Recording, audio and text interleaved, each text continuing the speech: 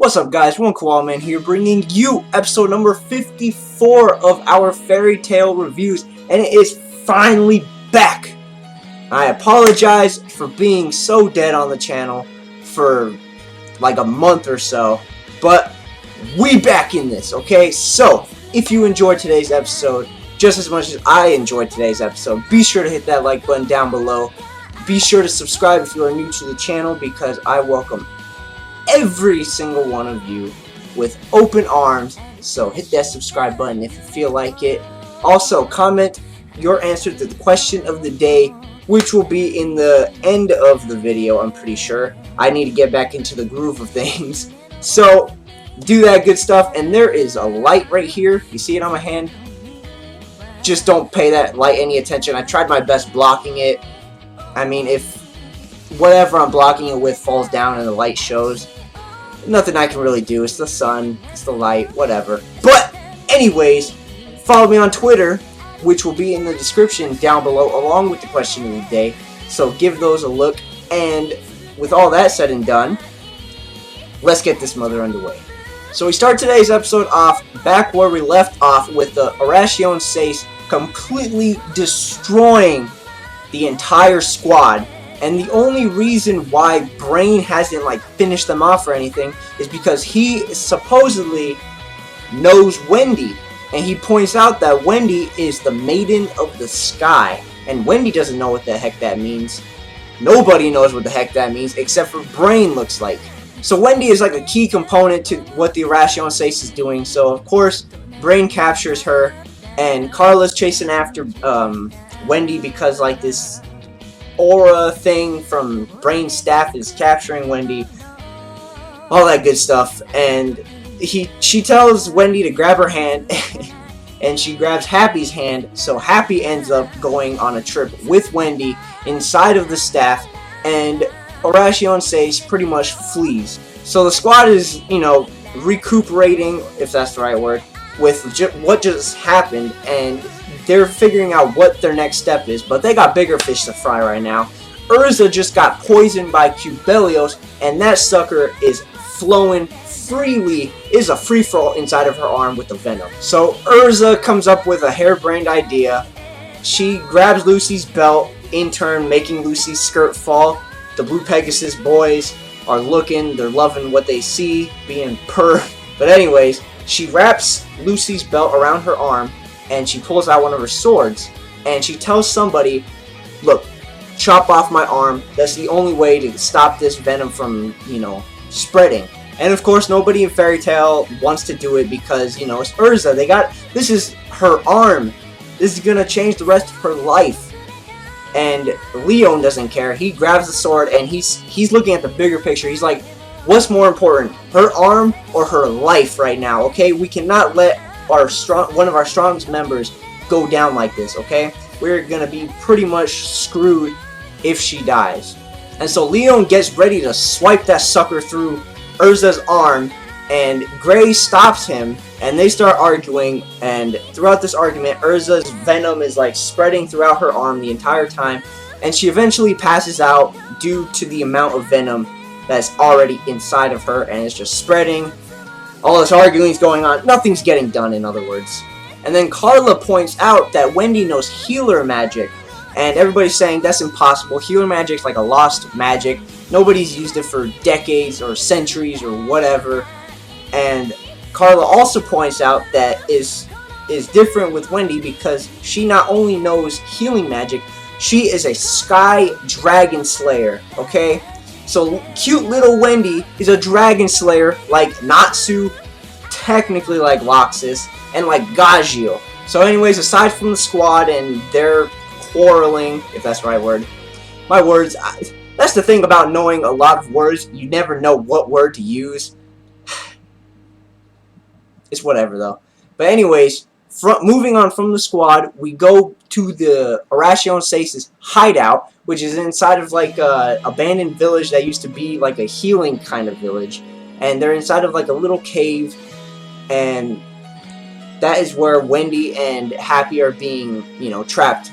And in this hideout, the Oration Seis is saying, what good is this little girl and this stupid cat? Well, the cat, Happy, is just like a collateral for bringing in Wendy. But Brain is describing, or not describing, he's explaining who Wendy is and her magic, and she can revive.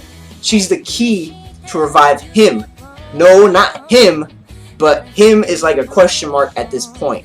But she is the key to revive him. Brain also mentions Nirvana, not Nirvana the band, not Nirvana the feeling, but Nirvana is like this dark spell, dark magic spell, whatever, and it separates light from dark, so it pretty much makes like a dark void. So anyways, back to the squad, and the big giant squad turns up into little tiny sub-squads, and everybody separates to find Wendy and to find Happy. And the squads are, or the sub-squads are, there's Natsu's squad, which contains Natsu, Gray, and Carla. There's the entire Lamia scale as their own squad. I know, pretty diverse, huh? We got Jura, Sherry, and Leon as their squad. And then we got the Blue Pegasus boys, but not all of them. It's Eve, Eren, or not Eren, Ren, and Ichiya, but Ichiya somehow manages to get separated from Eve and Ren, so it's just Eve and Ren, and then Ichiya's his own little squad. Emphasis on little since he's like 3 feet tall. But anyways, and then we got the weakest squad of them all. We got Hibiki and we got Lucy staying behind, watching out for Urza, and, you know, just being like moral support for Urza. And we can see, finally, Hibiki's magic. And he uses archive magic. And archive magic is like a computer-based magic. And he just brings out this giant, like, computer screen. It's like a hologram. And he's pretty much like a walking library. In other words, like, he's got references to everything. And pretty much what his archive magic is used for at this moment is to keep track of all the different sub-squads and for them to keep track of their sub-squad. But on to Natsu's sub-squad, and Natsu and Carla are talking about, you know, Wendy's Sky Dragon magic and all this good stuff, and she eats, okay, so every Dragon Slayer eats their element. Natsu eats fire, Loxus eats lightning, I'm assuming, because he's not technically a Dragon Slayer. Gagio eats steel or iron, whatever. He eats some sort of metal. And Wendy actually eats air. And Gray points out, isn't that the same thing as breathing? And I thought that was pretty funny. But she eats air to get her power, which is pretty crazy because air is everywhere. And she also points out that Wendy only accepted this mission to meet Natsu because he's a fellow Dragon Slayer, and he might know the whereabouts of her dragon, Grandina. And Grandina is like pretty much in the same boat as Metallicana, which is Gagio's dragon, and Igneo, which is Natsu's dragon, because 7 years ago, they both, or all three of them, like just disappeared off the face of the earth to Lord knows where. And as they're talking, they run into like this blacked out forest part, and it's like the forest is like swallowed up in this dark void. And soon after, like Big Bro Gato and Big Bro Zato from the Naked Mummy Guild come through, and then every single member of the Naked Mummy Guild comes through, so they're all ambushing Natsu, Gray, and Carla. Now, Natsu and Gray are super confident that they can take down these chumps because Lucy took down a good chunk of them back in Khalifa, so I'm pretty sure they can, you know, bop all of these guys like that. And Carla she hasn't witnessed what Natsu and Gray can really do, so she's thinking like, really, these guys think they can really take on this entire guild by themselves? And in fact, Carla, yes they can, because they are Natsu and Gray, one of Fairy Tail's finest. And not only does Natsu's sub-squad get ambushed, but even Ren get ambushed by the Black Unicorn Dark Guild. And I can't really take this guild seriously because, I mean, you see it right there. I mean, all of them got that funky little Liberty Spike. I think that's what it's really called, the Liberty Spike hairdo. It's just freaking stupid. But anyways, they get ambushed. Lamia Scale gets ambushed by the Red Hood Dark Guild. I don't know what gave it away that they're the Red Hood Dark Guild. I have no idea. But they get ambushed. and Ichiya also gets ambushed. We don't hear what guild ambushes him, but he just gets ambushed by himself. And I feel bad for Ichiya because, I mean, he's a little guy, and all these bigger guys are around him.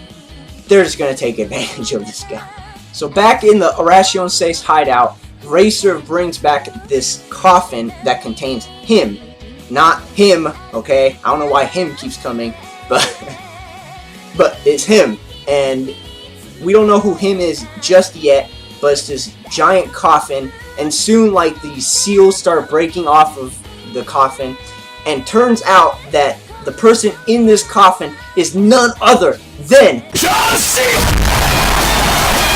But no, it's pretty freaking close to John Cena, okay? This person in the coffin is none other than Jalal. Yes, Jalal is still alive, but he is in like some comatose state due to like overexposure to all the ether nano when the Tower of Heaven just blew up. How he's still in one piece, I have no idea. And plus, he's got these cool like little turquoise scales on him, which I think is freaking legit. But he's there, and turns out Wendy knows Jalal. I don't know how she knows Jalal. Maybe she was in the Tower of Heaven back when it was being built. I have no idea, though. I have no idea. It's beyond me. But that is the end of the episode of Fairy Tail. Alrighty, guys. You already know I don't like to end off these episodes without a question of the day. So today's question of the day is, if you were to make your own guild, whether it be a regular guild or a dark guild, what would your guild name be? Now, me, I mean, this is just real corny. I'm not really creative with names, but I would name mine the Koala Club Guild. Stupidest name out there, but hey, whatever. I love koalas, and every single guild member would have to love koalas just as much as I do. Wish there probably is nobody, so I'd be the only guild member a part of the actual Koala Club Guild. But leave in the comment section below, what would your guild name be? Either Dark Guild or a regular guild. Leave it down in the comment section below. And as always, guys, with everything said and done, keep it cool.